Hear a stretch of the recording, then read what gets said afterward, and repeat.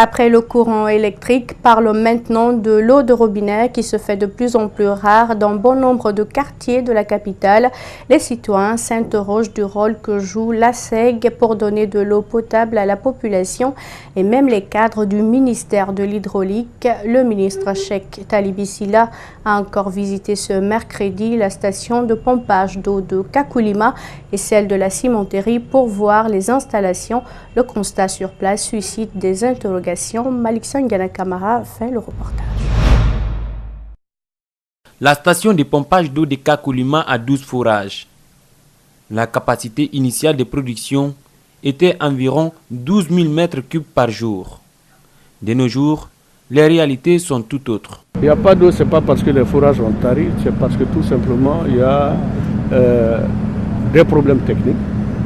Il y a une défaillance dans la maintenance préventive, voire même la maintenance curative.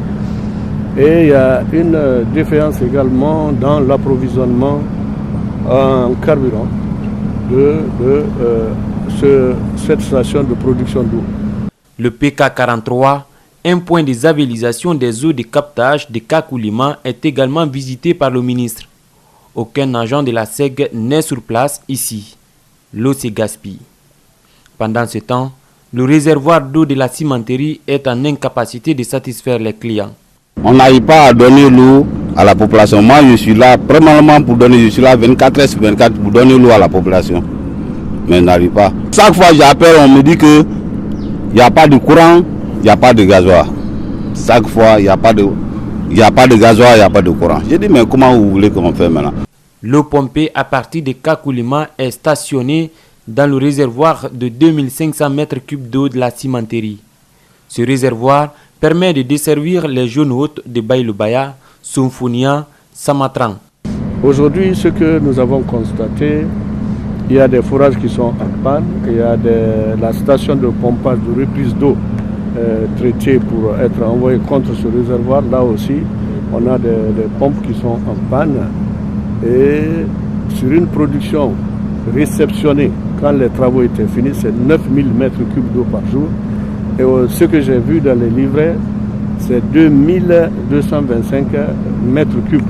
Le ministre Cheikh promet d'apporter des mesures d'urgence à la SEG pour desservir les populations de Conakry en eau potable. Parlons éducation maintenant. Depuis 2 ans, les élèves guinéens sont attirés par les sciences exactes. Dans la commune de Matoto, par exemple, en 2018, 60% des admis au brevet d'études du premier cycle ont choisi les mathématiques. Et selon le témoignage de nombreux encadreurs, ces élèves sont persévérants et sérieux. Qu'est-ce qui explique ce choix? Éléments de réponse dans ce reportage de Mamadou Kalisso et de Mamadou Aliouba. Selon les chiffres fournis par la direction communale de l'éducation de Matoto, en 2017, sur 6145 admis au BEPC, 42,5% ont été orientés en sciences maths. En 2018, sur les 5946 admis, 60% ont choisi les mathématiques. Pour vérifier ces données, nous nous sommes rendus dans certains établissements de la commune de Matoto. Au lycée El Hadj Bouakar Birobari, à Sangoya, sur un effectif de 2134 élèves, 61% font les sciences mathématiques. Par rapport même au lycée Bokabiro, en fait, en sciences et ça dépasse les 3 profils. Et la raison est simple. Quand vous faites les sciences et c'est plus facile d'avoir un marché d'emploi après les études. Même constat au lycée Dr Ibrahima Fofana, au quartier Anta Marché. Sur un effectif de 1468 élèves, dont 455 filles, la majorité a choisi les mathématiques. Que ce soit en terminale, en 12e, en 11e année, depuis l'année dernière, la plupart des élèves choisissent ces options-là, soit sciences maths ou bien sciences expérimentales. Selon des enseignants et responsables d'éducation rencontrés, les élèves qui font les sciences mathématiques sont très courageux et exigeants envers leurs encadreurs.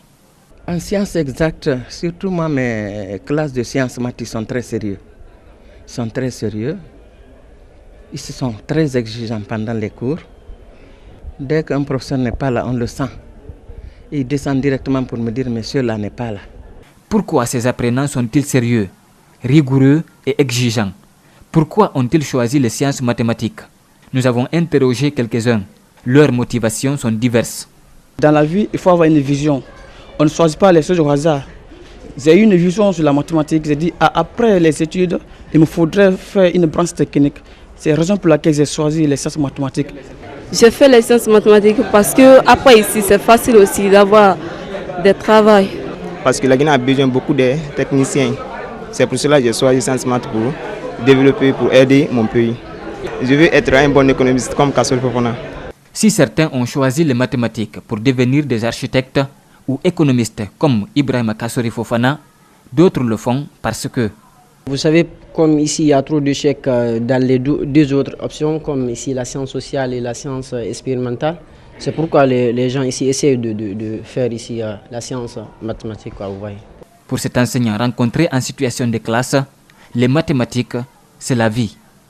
Quand vous prenez les mathématiciens, la plupart des mathématiciens qui sont conscients et qui travaillent durement durant leur cycle scolaire et même universitaire se retrouvent très rarement au chômage. Parce qu'en un mot, le mathématicien, c'est quelqu'un qui s'applique à la nature, qui vit en fonction de l'évolution de la nature. Pour permettre à tous ces élèves de concrétiser leurs rêves, cet enseignant croit que l'implication de l'État est nécessaire. Il faut des fois sortir et appliquer la théorie un peu à la pratique. Et ça, c'est pour les inciter tout en les montrant réellement l'importance des sciences mathématiques de la nature. Sur le train du changement vers les sciences mathématiques, les filles ne sont pas restées au quai. Sur les 3590 élèves orientés en maths en 2018 dans la commune de Matoto, 1547 sont des filles, soit 43%. Un pont de lecture pour enfants situé au 2 octobre a été inauguré ce samedi à Conakry. Cette initiative de l'UNICEF, qui entre dans le cadre de Conakry, capitale mondiale du livre, vise ainsi à galvaniser l'énergie des enfants à la lecture afin que ceux-ci puissent participer au développement du pays. Ouminatou Sidibé et Abou Koriakoum. La construction de cet édifice est placée sous le label de l'événement de Conakry, capitale mondiale du livre. Pour Sansi Kaba Diakité, créer ce point de lecture est l'un des objectifs qu'il a atteint, donner du goût aux enfants guinéens à la lecture afin d'enrichir leur vocabulaire. Les enfants de Guinée ont soif de livres, ont soif de lecture. Et c'est la lecture qui leur permettra d'aller de l'avant. Je sais que vous êtes à nos côtés, que vous allez nous accompagner. La cérémonie était placée sous la présidence d'honneur de la première dame de la République. Regagene Kaba a souligné que cette initiative concourt de façon directe à l'épanouissement des enfants, mais aussi à renforcer leur compréhension du monde à travers la lecture.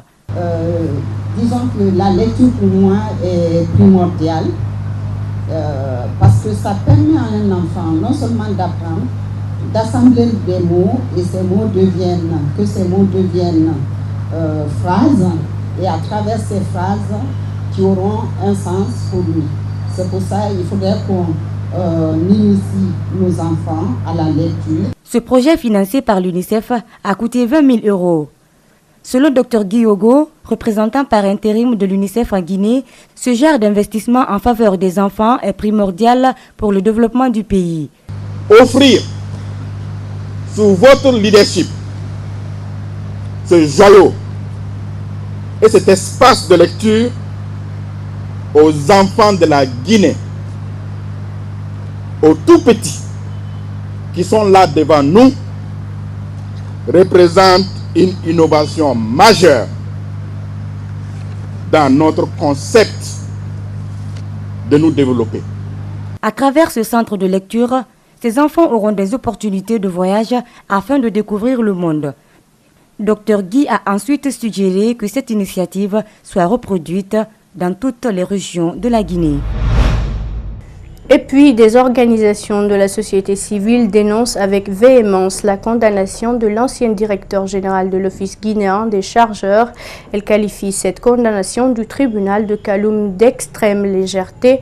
Dans la foulée, elles conjuguent leurs efforts avec l'agent judiciaire de l'État pour que le verdict soit à la hauteur des faits de corruption. Djibril Ba et Din Kamara. L'ancien directeur de l'OGC est condamné à 5 ans d'emprisonnement avec sursis et au paiement d'une amende de 20 millions de francs guinéens, ce qui relève d'une incompréhension chez les organisations de la société civile. Pourtant, le tribunal de Kaloum rend coupable Sékou Camara pour sa négligence, ce qui est inacceptable pour celui qui a détourné plus de 25 milliards de francs guinéens, ont indiqué le Balai citoyen et la CONASOC. C'est extrêmement très grave dans la mesure que ces régies financières, ces structures administratives et gouvernementales utilisent et vivent dans le contribuable public. Pour Koundouno, les juges, en d'autres termes, n'ont pas été à la hauteur du traitement du dossier de l'Office guinéen des chargeurs, alors que c'est un service de l'État qui génère énormément de revenus. Quand les gens sont accusés de crimes économiques, que les dossiers doivent être traités avec professionnalisme, avec impartialité, mais surtout avec du sérieux. La coalition des organisations de la société civile est aussi scandalisée. Elle interpelle et sollicite le Premier ministre à poursuivre la lutte contre la corruption. On doit faire de la lutte contre la corruption une priorité. Ça, je pense que la justice doit prendre ses dispositions et essayer de sanctionner, de prendre des sanctions à la dimension de forfaiture. L'agence judiciaire de l'État, après le verdict, a interjeté appel. Nos interlocuteurs également affirment qu'ils engageront des actions pour que l'ancien directeur de l'OGC subisse à sa juste valeur les faits qui lui sont reprochés.